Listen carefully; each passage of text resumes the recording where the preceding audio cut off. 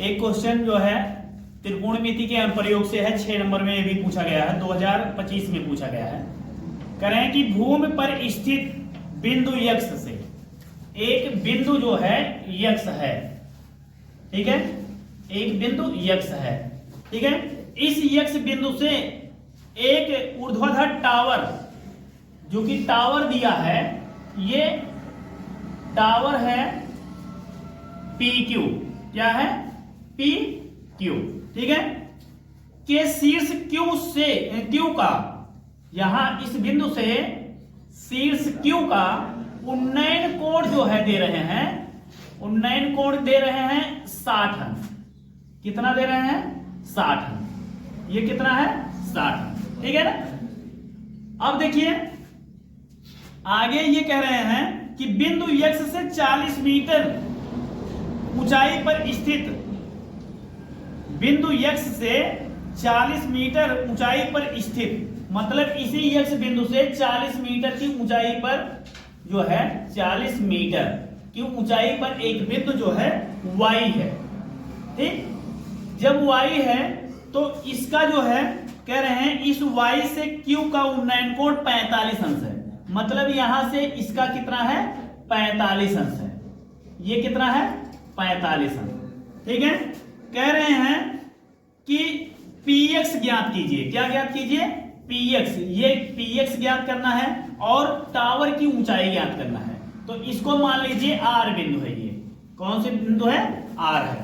तो देखिए क्या होगा, इसमें सबसे पहले हम जो है ये एक त्रिभुज जो दिया है PXQ, इसमें लगाएंगे। तो देखिए एक बात और देखिए कि इस PX और PQ के बीच की दूरी PX है और RY है। तो PX और RY ये दोनों होंगे बराबर, ठीक है। ये दोनों जब बराबर होगा, इसको मान लीजिए यम है। क्या है? यम, यहां पर माना, ठीक है। और XY equal to PR, XY equal to क्या है? PR है। अब देखिए क्या होगा, समकोण त्रिभुज, इसको भी मान लो यम है। क्या है? यम नहीं, ये 40 दिया है तो ये भी 40 रहेगा, इसका ठीक है 40 मीटर, ठीक है। अब देखिए क्या होगा, समकोण त्रिभुज, समकोण त्रिभुज P या XPQ में tan 60 अंश बराबर क्या बनेगा? PQ by XP। इसमें क्या निकालने के लिए बोला है? इसमें कहा है PX निकालिए, तो PX लिख लेंगे। PX ये आएगा √3। PQ क्या है? PQ है 40 प्लस RQ। ये PQ क्या है? 40 प्लस RQ है, बटे PX हमें ज्ञात करना है। PX तो इधर होगा क्या?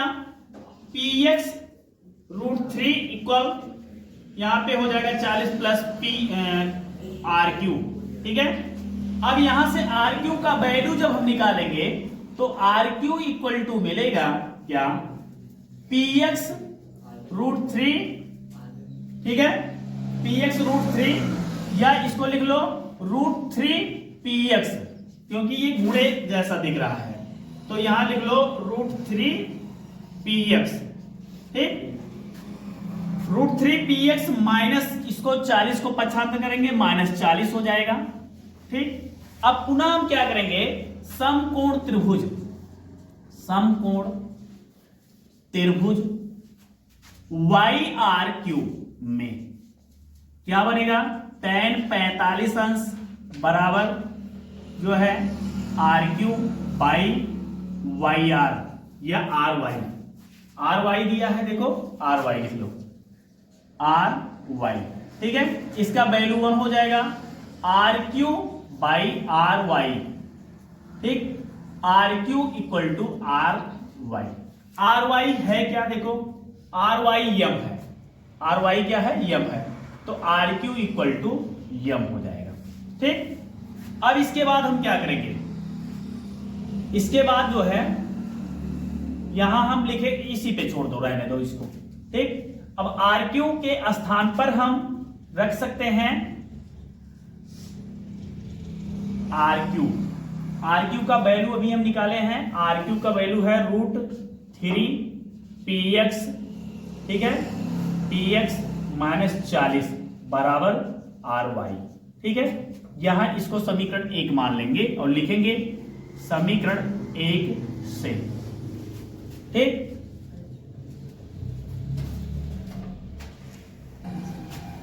अब देखिए इसमें px और ry दोनों का वैल्यू क्या है, यम है।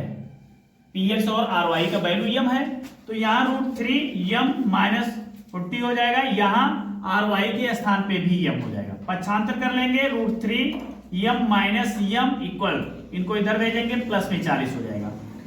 यम कॉमन लेंगे तो √3 - 1 हो जाएगा इक्वल 40 होगा। इधर देखिए क्या करते हैं हम, यम इक्वल टू हो जाएगा 40 बटे √3 - 1, तो यम बराबर 40 √3 + 1, परमेयीकरण करा देंगे तो √3 - 1 है, इधर √3 + 1 है, तो होगा क्या 40 √3 + 1 हो जाएगा, इधर आएगा 3 - 1 आएगा, क्योंकि a + b a - b हो जाएगा, a² - b² यानी कि √3 का स्क्वायर मतलब 3 हो जाएगा, a का स्क्वायर 1 हो जाएगा। √3 + 1 बटे 2 आएगा क्या, 40 का आधा हो जाएगा 20, 20 √3 + 1 क्या है, ये मीटर है तो मीटर लिख लेंगे, ठीक है। अब इन्होंने हमसे पूछा क्या है, हमसे पूछे हैं ये, पहला इन्होंने पूछा है px ज्ञात कीजिए और टावर pq की ऊंचाई ज्ञात कीजिए। तो देखो टावर pq की ऊंचाई pq है क्या, pq अभी देखो pq 2 भागों में बटा है, एक है rq और एक है pr, ठीक है। तो देखिए क्या बनेगा, pr प्लस pq क्या है, pr प्लस rq, तो pr का वैल्यू क्या आया है, pr देखो pr 40 दिया है, ठीक है, और rq भी जो है क्या निकलेगा, ry के बराबर है, rq ry के बराबर है, यानी कि ये rq इस ry के बराबर है, यानी कि ये अगर 40 आया तो ये भी 40 है, तो क्या हो जाएगा 40 प्लस क्या बनेगा 40 आ जाएगा 80 मीटर, इतना दे रहा है। अब देखो एक चीज और इन्होंने पूछा है, px ज्ञात कीजिए, तो px क्या मिलेगा, देखो px इक्वल क्या मिलेगा, अभी देखो px का जो वैल्यू था यम था, और यम का वैल्यू आया है क्या 20 √3, एक मिनट यहां पर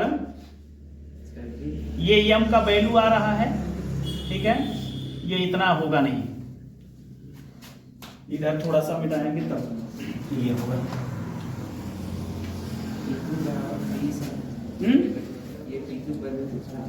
क्या हुआ,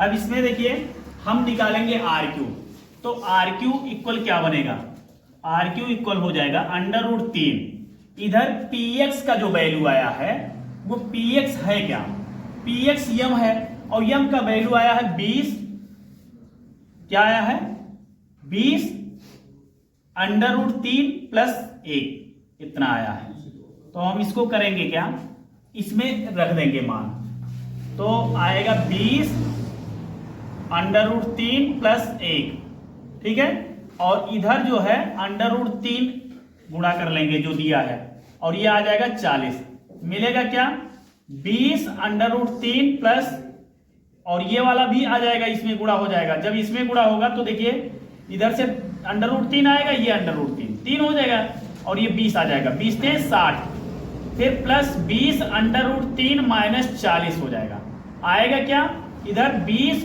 + 20 √3 हो जाएगा। यहां से हम कॉमन लेंगे RQ के लिए 20 कॉमन लेंगे तो आएगा 1 प्लस अंडर रूट 3, यानी कि RQ मिल जाएगा 20 अंडर रूट 3 प्लस 1, इतना मीटर मिल जाएगा। ठीक है, अब हमको निकालना है टावर की ऊंचाई। तो टावर की ऊंचाई क्या बनेगा, इधर बन जाएगा PR plus RQ plus RQ। PR है क्या, 40 है। RQ अभी हमने निकाला है, ये RQ है। तो RQ है 20 अंडर रूट 3 प्लस 1, तोड़ दो इनको तो आएगा 40, और इधर हो जाएगा 20 अंडर रूट 3 और प्लस 20 आएगा क्या 60 प्लस 20 अंडर रूट 3। इधर से 20 कॉमन ले लेते हैं तो आएगा 20 × 60, तो 3 प्लस अंडर रूट 3 इतना हो जाएगा। या इसको लिख सकते हैं 20 अंडर रूट 3 कॉमन ले लो तो अंडर रूट 3 प्लस 1 मीटर, इतना टावर की ऊंचाई आएगा। इतना आ रहा है ना?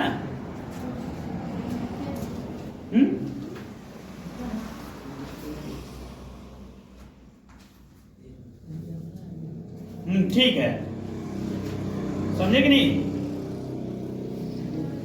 अब देखिए हमको निकालना है px। क्या निकालना है?